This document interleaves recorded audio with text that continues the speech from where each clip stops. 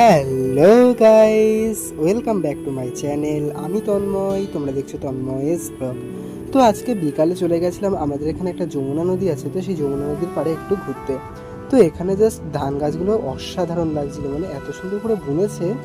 আর এখানে নদীটার কি অবস্থা, পুরো কচুরিপানায় ভরে গেছে গাইস, কি যে অবস্থা নদীটার, মানে জল তো আর দেখাই যাচ্ছে না, নদী আর মাঠ পুরো মিশেই গেছে।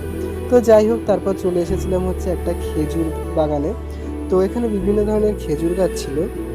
তো এই বাগানটাতে খেজুর গাছের পাশাপাশি আরও বিভিন্ন ধরনের গাছ ছিল। তো বাগানটা বেশ ঠান্ডা ছিল, মানে এত সুন্দর ছায়া, অসাধারণ লাগছিল এই বাগানটাতে। তো এখানে দেখো খেজুর গাছে কত সুন্দর খেজুর হয়েছে, মানে জাস্ট অসাধারণ লাগছে। তো এই খেজুরটার সাথে আমি একটা পিক না তুলে বাড়ি আসিনি, মানে জাস্ট অসাধারণ লাগছিল এই খেজুর গাছে খেজুরটা। তো যাই হোক, তারপর তো এইভাবে বসে বসে নদীর পাড়ে বসে বন্ধুদের সাথে টাইম স্পেন্ড করছিলাম।